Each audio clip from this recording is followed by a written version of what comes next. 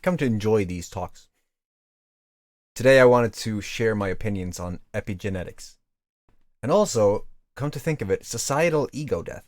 Because I just came over a very interesting topic that shared a little bit that I wanted to talk about. Because when I talk about things, I learn things.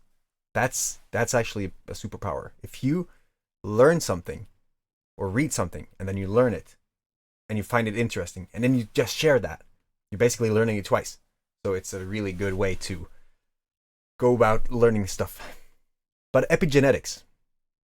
I had a blood clot, right? And a lot of people have found it very interesting that I don't really have that anymore. Well, I do have it, but I tried to face my death in a very interesting manner that I won't go too much into depth in, but it didn't really give me the results I wanted. But I don't have the complications of the blood clot, which is half the battle, isn't it? You see, I have a latent mutation factor 5 in my shoulder, so it's here.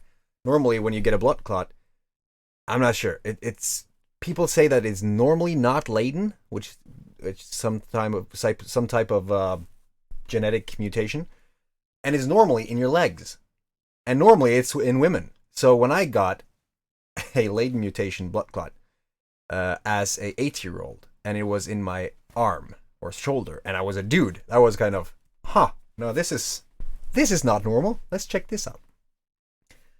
So it's there, as far as I know, but I don't have the complications with it anymore. I used to have my arm in like a static position for 13 years. Now I can do whatever I want, right? I can work out. I'm pretty strong in both arms, and I don't feel any discrepancy. I don't feel like there's any difference anymore, and that is because, as far as I know, epigenetics. Epigenetics literally means above the gene. So it's something more than genes, right? When you get born, epigenetics is basically those things that you get born with that you don't have any saying of. You just get born with it. It's something that is latent. It's something that is there. It's in your genes, and it's going to do something at some point in your life, right? We have genes that are just there waiting to fire up and do some havoc on your system, but it could also be something good. The thing is, modern medical society will have you believe that operations and medications is the only way to deal with any certain thing, right? When you say to a person or a doctor that has been studying for 60 years in medicine that, no, you actually got your results from meditation and your mind, they're going to just look at you like, what? You're cray. See, you should be locked up. The thing is, this is a thing that we have had as a human race since ever. Meditation goes way back, right? And it's pretty logical when you think about the fact that our brains and our consciousness is what we're using all the time, right? And if you feel bad, you're gonna feel physically ill if you continue to feel bad over a long period of time. And if you continue to just see the bad things, you're gonna basically subject yourself to that opinion or that state of mind and that reality, right? So the thing is, people don't think they have any control over their minds, but you do. With epigenetics, it's basically your body remembering what you are picturing. That's the easiest way to say it. When you go into meditation and you really visualize something that you want, it could be something in your future, a goal, a desire, something that you want, tangible, intangible, whatever it is, or having a perfect health, or curing a specific problem. If you know the feeling, and emphasize this, the feeling, you need to feel it. Your brain cannot tell what you're talking about. It just knows how to transcribe these sounds that comes from my mouth. It doesn't know anything, but it feels. It can associate different meanings to different feelings. So if you feel the pain of you having the problem, going in and really going deep into the pain and really seeing it for what it is and emphasizing it and blowing it all out of proportions, you're going to tell your body that this is not comfortable. And then you want to start to develop this desired outcome, what you want in life. And then you're going to really focus on that and create that in your mind so detailed and real and filled with emotions that you possibly can. And then focus on practicing that. Do that all the time. How many times today did you meditate? How many times today did you sit down and just see in your mind what you want in life so that you know exactly what you want, instead of thinking what you don't want in life, which is what most people can recite a 10-point list of in minutes? It's important. Your brain cannot tell the difference between reality and thought, which means that when you are programming this emotionally filled vision, a picture in your brain, you are literally remembering your future. And so, going back to epigenetics, epigenetics will take, like the genes will take the information that is in that future, that emotionally invested picture that you have of your desired outcome. And so it will start to form your body depending on what you see. Right? And I'm not saying that this is magic. It would be like if I am overweight and I drink too much Coke.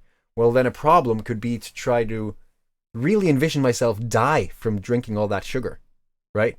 Really going in depth and blowing it all out of proportions. And then looking at how I could get better. Maybe stop drinking that much.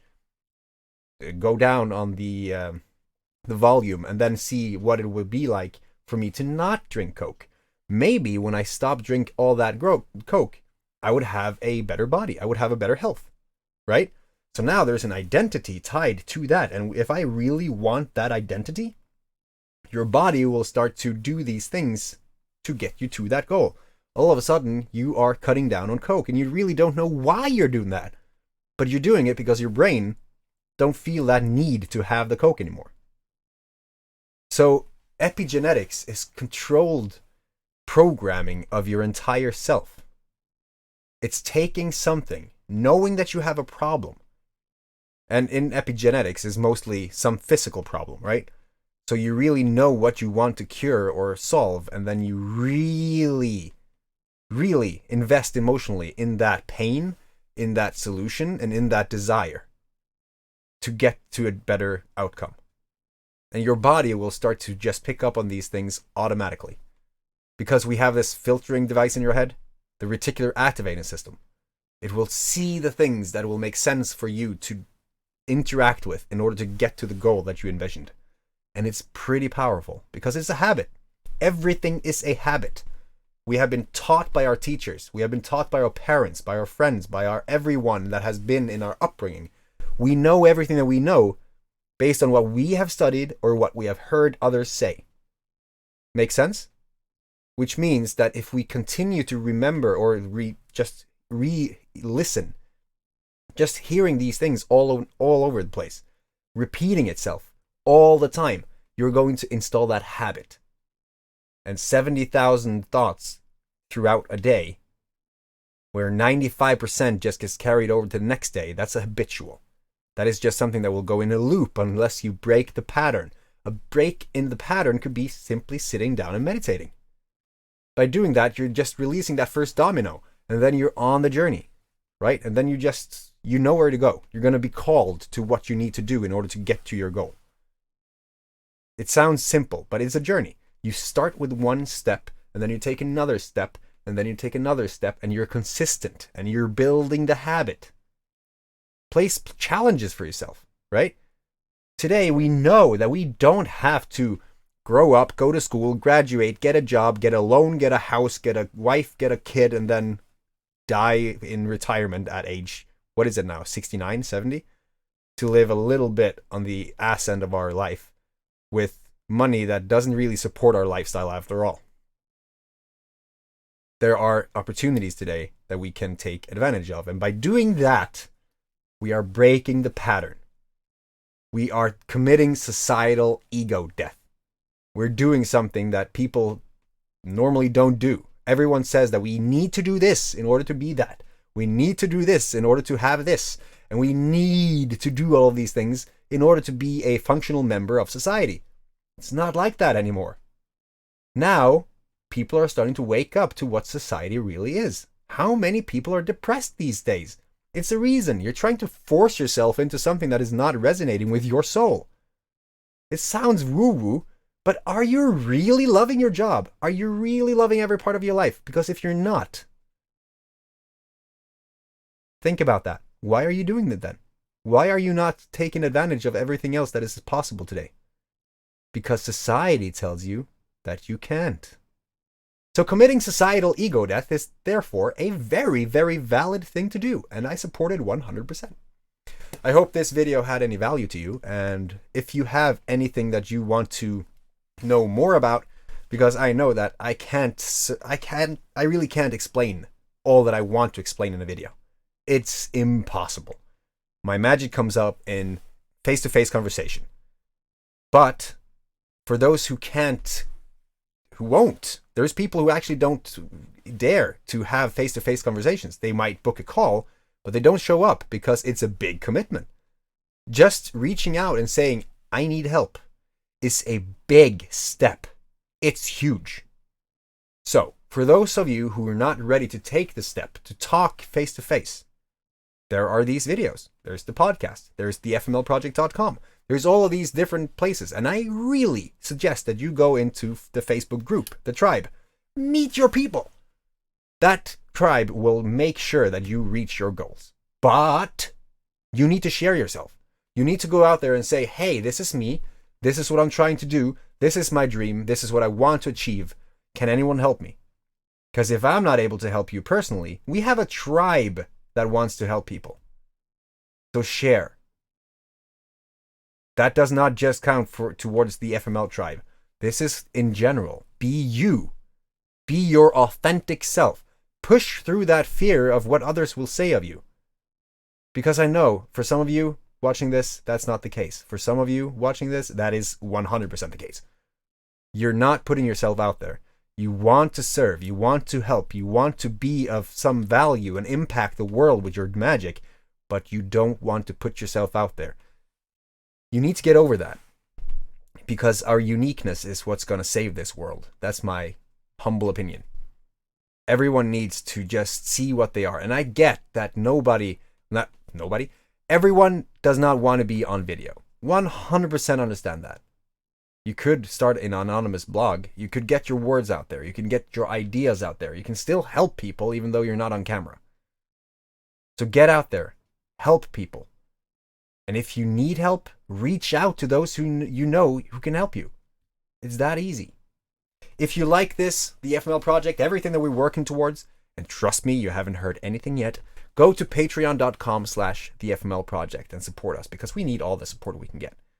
Like, that's just with the plans that we have to create the things that we want to create. It takes a lot. But I can assure you that what we're going to have in store is amazing. And if you doubt that, then I guess you haven't been paying attention to the videos. Until next time, I hope that you enjoy these. Take care of your freaking family. Should I say freaking or fucking? Take care of your fucking family. See you in the next one.